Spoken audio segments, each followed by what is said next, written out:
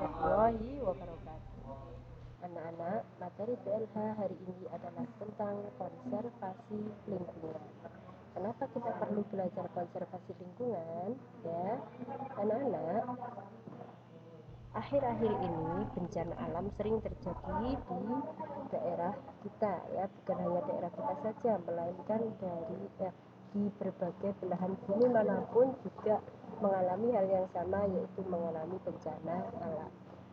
Bencana alam penyebabnya ada dua, bencana alam yang memang disebabkan oleh alam itu sendiri dan bencana alam yang disebabkan oleh faktor manusia. Nah, dari bencana alam ini ya, kita perlu melindungi lingkungan kita supaya lingkungan kita tetap lestari.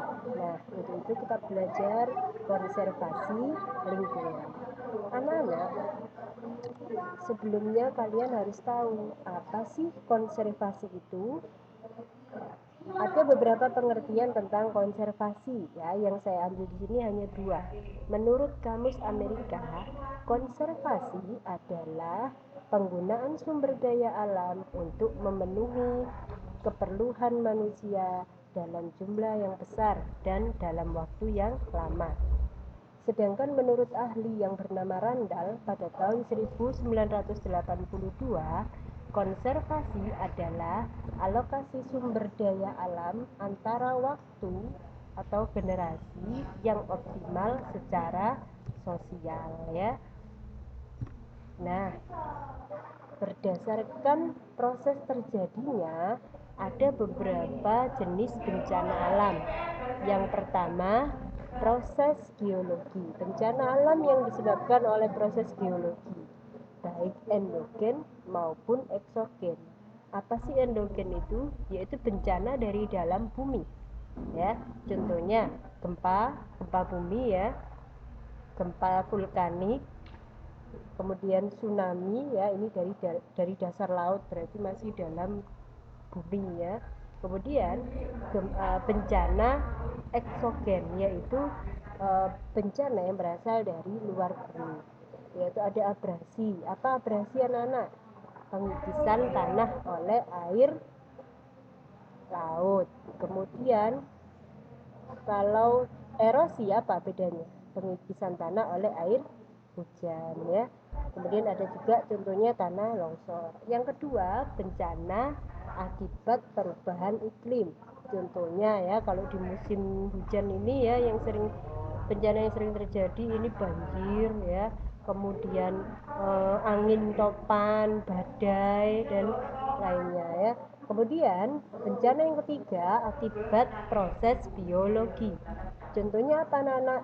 Contoh bencana akibat proses biologi adalah eutrofikasi, yaitu masalah lingkungan yang diakibatkan oleh limbah fosfat, khususnya dalam ekosistem air tawar. Kemudian, apa sih tujuan konservasi? Tujuan konservasi tanah khususnya, ya, untuk menjaga agar struktur tanah tidak terdispersi dan mengatur kekuatan gerak dan jumlah aliran permukaan, ya. Nah, ada beberapa cara konservasi tanah. Yang pertama, konservasi tanah secara vegetatif atau secara biologi. Contohnya yaitu menanam tumbuhan, kemudian memanfaatkan sisa tumbuhan, kemudian membuat penanaman dalam baris atau istilahnya strip cropping, dan sistem pertanian hutan atau agroforestry, ya.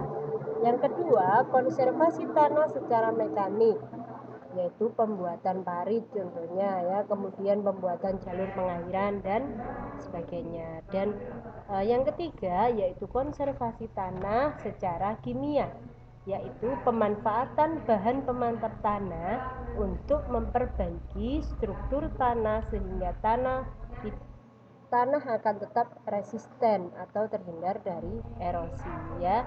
Nah, contohnya misalnya menggunakan pupuk, kemudian menggunakan pestisida untuk tanah, ya.